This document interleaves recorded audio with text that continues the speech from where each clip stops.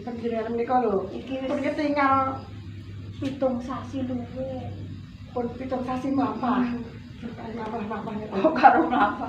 Kowe iki lucu lho ning kowe aku seneng matur nuwun saben dina tok libur. Iya to. Nggih kula nggih remen dari panjenengan menika kula maos pripun nggih? Iya, kula ya betul sakit napa-napa sakniki pun diajari. Ora iso ngopo-ngopo piye? Tegese iki piye kok ora iso ngopo? Nggih bodho banget ngoten lho kula niku, bodho sakit. Alah, disinau ten iki. Kaya ngono. Nggih. Ning aku jane meri lho karo kowe iki. Kok meri niku kados pundi? Manis. Jenengmu ki nek ya isih aro manis kok ganti cemplok saiki wisan. Kula niku nggih asline niku nggih. Janjane sapa asline? Jeneng Ples, kaya cemplok. Semono kok ceples.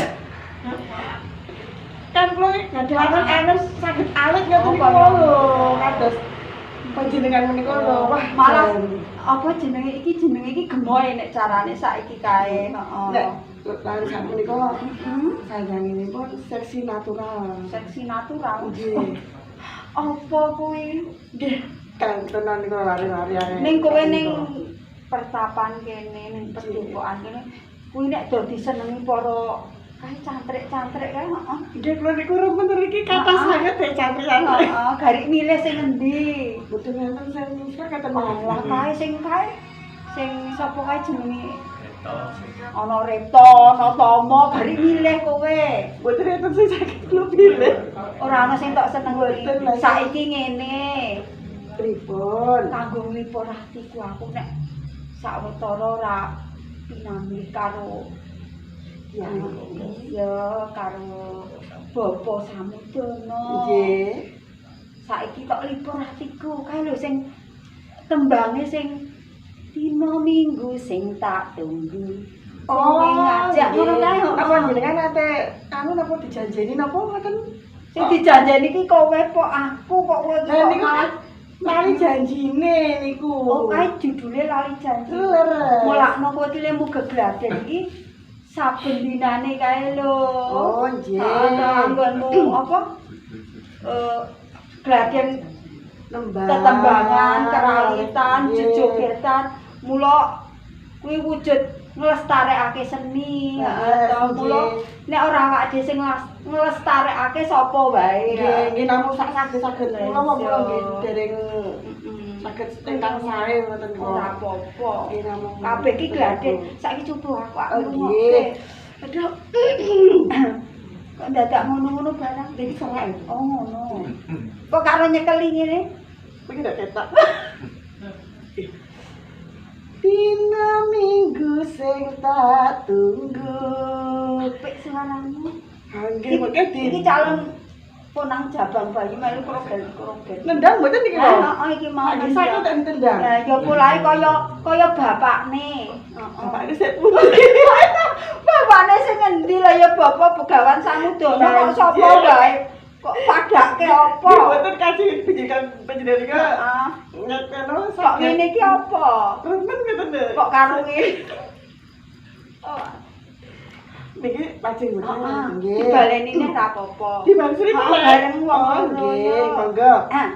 Dina minggu sing tak tunggu. Kowe ngajak ning Parangtritis. Yo terus ya. Nganti lingsir srene ana kene aku nunggu kowe. Para mentrik cantrik do nyenggaki. Kae mau sapa jenenge? Kawit kae mau cantrik. Oh nggih. Heeh. Yo piye? Tak SMS wis lho. Dereng. Tak SMS rambalesi. Karo joget Yen tak telepon malah mbok pateni. kaya kelakuane Dentomo kae. Anjir, jan niku. Ngono kae. Nggih, marahin apa? Marahin. Mangkel aku mangkel yen kepethuk pipimu mesti tak jempes. Nanti jotos mawon lah mangkel kula niku Diciwel kok diciwel niku nggih kesenengan kok malahan. Saene nggih dijotos mawon. Diteruske. Ngoten. Kok lali? Dadi lali. Lali janjine, tandane, alasane mangkel lagi. Sapa wong sing ora gelem kadung dandan kowe ora teko. Kaya sapa? Hae. Oh, hae. Jenengan meriah ngono. Janjane kowe neng endi? Boten ngertos pundi. Oh, kuwi iki lagune. Oh, ngoten iku to. Aja kowe tak rengokke. Janjane kowe ning endi? Gelagatmu Sajak nyupriani atiku sujana kowe kencan karo cempluk liya. Lah gitu. Lah niki nggih cempluk. Padine sujana. Ah nggih niku wae sujana to. Sing sujana kowe apa kono? Nggih riko. Kula sing sujana. Pripun apa jenengan menika? Mulane gendang diresmekke sesuk aku sing ragati. Ah napa niku mau? Ya kuwi mau karo Mas Tomo. Ampun. Ampun. Mboten alasan Iki rene wis sawetara kowe nglipur aku banget panarimo. Engko tak paringi kekucah ya. Saestu. Pinten apa iki? Kok pinter-pinter wis engko gampang. Oh nggih. Menika kok ki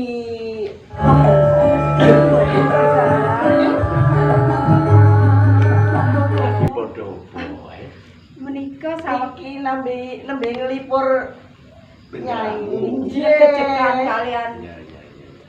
Pancen kuwi wajiban. Nggih, Ren. Tak sawang kok sliramu subur bareng mapan ning Padepokan Parangtritis, apa kowe kerasan? Nggih, saestu kula kerasan wonten mriki iki. Ya nek pumuraram ri awakmu ora kaya ngono. Lah nggih, lah mriki niku napa-napa wonten e. Lah nggih kula remen sange. Lah iya apa Ning ngono? nyuwun sewu panyawang panjenengan menika lho. Piye? Piye nek ana cantrik wonten mentrik sing rada mlempuh ngono kok njur ora kedhep. Ora kowe iki aku wis wong tuwa kono ya kowe kok sujana to ya. Ampun sujana lho nginyi. Kula niku mboten wonten menawi kalian. Tenang nek ngarepku. Mboten saestu. Si cempluk wis dadi cara dene Nggih. pepinginane kabeh para cantrik ing Padepokan Parangtritis Mila ini. kula niku nek sampun sanjang kalian Iya. cempluk supados enggal-enggal. Ya ndang milih siji. Nggih. Apa kawit, apa reta, apa tekno, apa Ampun sing pun gadah sisian kok ya. Emang ya sih legan kok. Nek Tomo nika duda ketoke nek. Oh. Aku setuju Kowe milih siji. Wis piye? Saljuk, atau? Mboten ki, kula tesih pengen Ndak dadi Ijen. kawan kula lho ngono. lah anak nggih malah mateng mengkene. Nek teman-teman nek ya cerak pangan codot. Lho ya nggih. Ora apa yen upama kuwi pancen wis jodoh damu. Lah nggih to Mengko nggih. aku sing ragat. Niki sakit lho menika lho baru baru mawon Piye, iki piye? kok pun kraos rasane iki kamangka pripun? Pun ajeng Lho calon duwe momong. lah nggih niku pegel-pegel niki lho. Iya ya wis pancen wis Nek nek wektune. asal dipijet iki niki. Lah yo kene iki pegel-pegel. Ampun, Jadi anu cempluk. Gelem ki. Gandeng aku ono karo rembukan wigati Nggih. karo momonganmu. Nggih. Kowe tak parengake ning pepunguran Oh, nggih. sedia unjukan. Tadi ngersakaken unjukan napa? Kita awake unjukan. Lah yo Lah makane nek ajeng ngersakaken teh, kopi menapa susu? Oh. Lho, nek kuwi sing keri kuwi lho. Lah iki terwingi nek ngenten sapi to nggih. Bapak begawan Aku kok padake juga ngokop ning kandang ngono apa piye kula pereske niku. Oh, ngono. Cetha nek matur ki. Lah iki nek kula ajeng apa sing tok karepe apa sing sumadyo niku aku apa gelem. Oh, nggih. Napa-napa gelem. Wonten ora kuwi sing nggon sapi mau ora. Oh, boten. Sampe nggih boten niku. Kok slondrok barang wong sing tak kersake unjukan kok Lah kok jangan slondrok. kepawon boten wonten garam. Ya perkara kuwi gampang kok aku tak ngendika. Oh, nggih, menawi ngaten kula tak temui. Dirampungke gawean Nggih, nggih. tak paringi kecak. Nggih, matur suwun sanget nggih. Monggo. Sakira pancen saben sasi wis ana jatah sing ditampa jempuk iki. Leres bapak nanging nek enten napa nggih tandha tresna kula wonten Oh. tambahanipun. Lah rak ngono mergo sih katresnamu kang tumuju marang si jempluk kuwi. Leres. Yen sewu. Piye? Panjenengan menika tindak wonten pundi tok bapak kula menika sampun kapang lho. Iya, ya mung ditinggal ora suwe wae kok. Ini ya Singlon. Aku lagi cara dhewe merhatike kabeh para cantik-cantik kang lagi padha tumandang gawe ana ing padukan pangantuté dene. Kados wonten. Ana sing padha olah tetanen supaya mengko ki anggone awuh ki bisa ngurakapi kabeh para cantik-mentik kang dumunung ning parangtritis dene. Kados mekaten. Rene aku banjur kelingan karo kowe. Tak nili lara Singlon. Wis ora ketemu dasare ya kepiye ya. Ya wis dadi katresnanku nyatane buktine wis ana. Wah ing katresnan Kula kaliyan bapak sampun menika. kula kanggo mbuktekke kangenku kang kasok marang Rara Singlon. Aku bakal apa ya jenengan? Ah. Ya cobi kula Ini. sampun Ya, dangu ya, boten mirengaken swanten Ya supaya besok menang jabang bayi kantok kandut bisa lahir ayom-ayom tenten nil ing sambikala Rara Singlon. Rara Singlon. Wah, aku bar mangan telo. panjenengan Dadi kesereten. Heeh. Lah niki wae cempluk kok anggenipun mendetaken susu Sebelumnya kok ngono kae, dadi nek digawe kon gawe unjukan ya mah sajian golek tomo. Rara Singlon. Nah, heeh. Oh, putra panjenengan. Panjenengan remen ta Bapak? Lah nopo cetana buktine kok ora rendah. Atiku seneng. Kula nggih remen ajan panjenengan ki wis sepuh. Ya keladuk ya soal. Boten dados menapa. Sebab anane ya mantu ya to. Harus apa meneh. Rara Singlon dup wong ayu. Gliak-gliak mawon. Iya ndane malah keselak. Mung sira kang dadi ati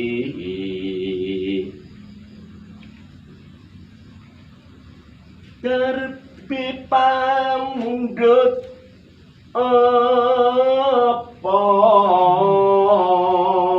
Kula pengen tansah cecaketan sumandhing kalian panjenengan Bapak Begawan. aku saguh minangkani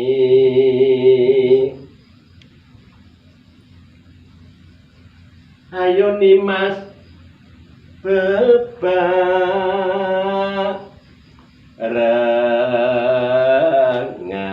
bebarengan manjing ana tilam sari Matur nuwun, dene Bapa Begawan saestu anggenipun nresnani dhateng kula. Lain batin tresnaku kang kasok marang sliramu lho Sinta. Nanging sak temene Loro Sinta. Nanging menapa Bapa? Ana atiku kang ganjel. Ganjel Iya. bab perkawis menapa? Ganjil utawa cubriya kok Cubriya mula aku bakal ngobrak. ingkang dipun cubriyani menika bab menapa? Lah yo Sinta. Kula Mula aku bakal nersih lan mundur priksa sapa sak temene Loro Sinta. Sebab anggonku cubriya ngene Loro Sinta. Solah bawa tata basamu. Aku ora percaya yen kowe iki mung bocah karang prawisan. Sak temene kowe iki sapa Loro Sinta? nyuwun sewu Bapa Begawan. Iya. Menapa menika kedah? Kula kedah ngaturaken ngeblak dhateng panjenengan. Menapa mboten cekap kula kalian calon putra panjenengan menika? Loro Sinta. Injih. Rene kasesan wis nyawiji. Mongko buktine wis ana. Ya kudu kowe iki bloko panan supaya kabeh bisa padhang. Lan utuh nggonku tresnani marang kowe Loro Sinta. Menapa katresnan kula menika mboten cekap? Menapa panjenengan kedah mangertosi sinten Sudarma kula, papan dunung kula? Loro Sinta. Atiku cubriya. Sebab miturut petungku kowe iki dudu manita sembarangan. Nitik solah bawa tata basamu. Kuwi aku ora percaya yen kowe ngomong bisa. Mangke menawi kula waloka, kula matur menapa wontenipun menapa panjenengan boten badhe duka Ora kaliyan. bakal suwatiku kepelaku saya wuwuh.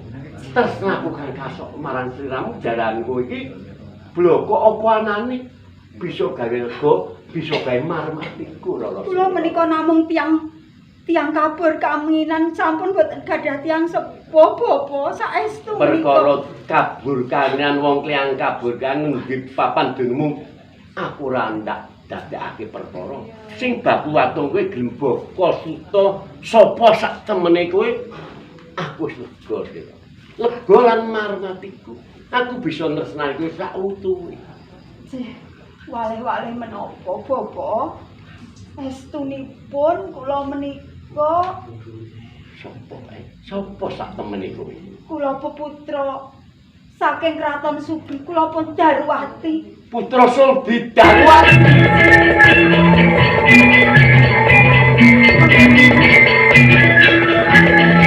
Kadosipun kok ketinggal panjenengan menika kejot manahipun menika wonten menapa? Aku pancen kaget. Panjenengan duka kalian Ora kula. duka aku ora nesu. Mung kaget jalanan ngene. Ing antase putu putra Narendra Gumbinathara kowe dadi keroyo-royo mapan ning padipan parantitis. Oleh melas banget uripku sing lon. Mbok bilih menika sampun garising pesti kula saking Gusti Kang Akarya Loka. Kula kedah nandhang nemahi lelampahan ingkang kados ngaten, Bapa. Kula sepisan menaku ora bakal suwantu. Kepara saya wuh tresnaku kang kasok marang kowe. Panjenengan boten duka. Ora. Kula sembah nuwun. Ngene wae ya sing rene nggonmu. Bobot kuwi wis kurang luwih 7 condro ya. Miturut para wasis kae gak kudu disanani. Iya to. Nek wong desa kae muni jenenge Pitoni. Pitoni. Mergo wis 7 sasi. Ngeres. Lho iki ya.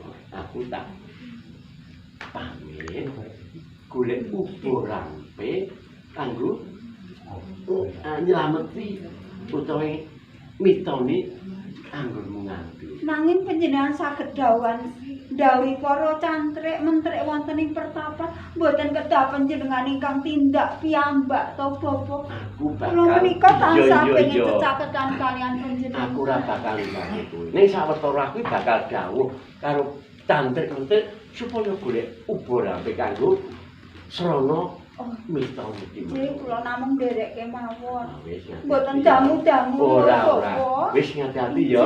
Aku tak golek ubur ampe. Nderekaken Iya. ingkang atos. Oh, iya.